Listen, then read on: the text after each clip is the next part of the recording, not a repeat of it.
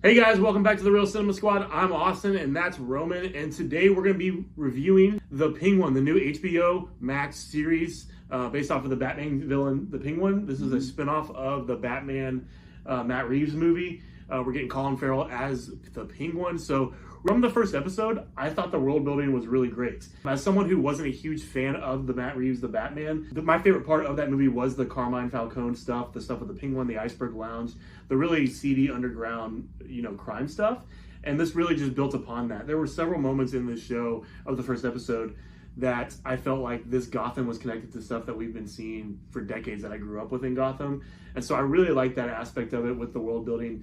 I think Colin Farrell does a great job playing this character. Just that prosthetics and the look of him, like you don't even really know it's him. Yeah, you said it in the first 2 minutes. You're like, I can't believe that. Yeah, it's crazy. And then the scar, we just kept on talking about the scar, but I thought what they're building up here with him trying to take over is a really good aspect of how they're going to tell this story. Because we're used to seeing Penguin already in his element, right? Mm-hmm. And so to be able to see how he came from nothing to this crime lord is a really big deal. So what did you think? Yeah, you mentioned the world building, and you and I have talked off camera about the fact, a lot of times when you see some of these spin-offs and some of these things that are related to it, but not related to it, obviously we didn't see Batman or any of the other characters that we're familiar with in this, and sometimes when that happens, they try a little too hard to create their own version of things that give it its own voice and stuff, and so sometimes you get into a situation where you don't feel like the world is the same world that you know from this movie or whatever. Right. I know I felt that way when I saw the Joker, and obviously it's not supposed to be connected to Christian Bale's Batman or Robert Pattinson's Batman, but I felt watching that movie, I was like, this is not a world in which Batman exists. Like, it didn't feel connected to DC at all, and in this case it did, and they nailed that part of it. We had a couple of surprises, and I know you're going to talk about it more in a little bit, but Cristin Milioti as Sophia Falcone was unbelievable. Like you kept saying she's terrifying, and I'm like, that's a good thing. Like she's the scariest person here. And then the first appearance of a surprise, Clancy Brown as Maroni was quite the welcome surprise, because you and I were talking about Clancy Brown right before we watched this first episode. We're like, is that Clancy Brown? And it was just a fun thing to see. A couple Easter eggs there. I'll let you talk a little bit more about Sophia, but that was the high point for both of us, I think, was Cristin Milioti as Sophia. I felt like she was perfectly cast in this role, and from the second I saw her, we said she fits the world.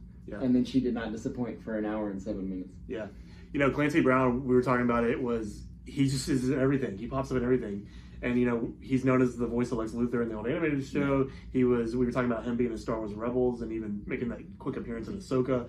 And now he's Salvatore Maroni. And the things that I remember the most of Salvatore Maroni is from the Christian Bale movies and just the crime war that was going on there. And so really a pleasant surprise to do that. But played by Eric Roberts.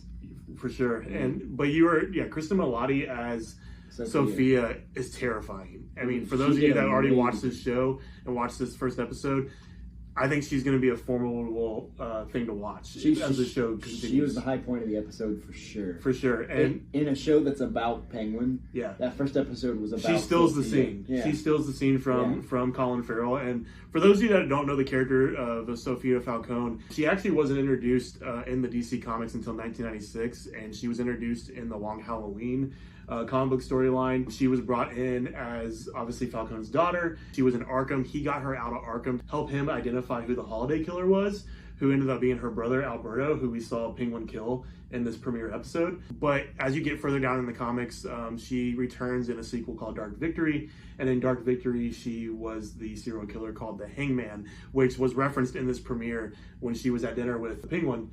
And she was just saying that, they called me the Hangman. I read all the articles in Arkham and that kind of thing. So really cool Easter egg they threw in there to reference her comic book run.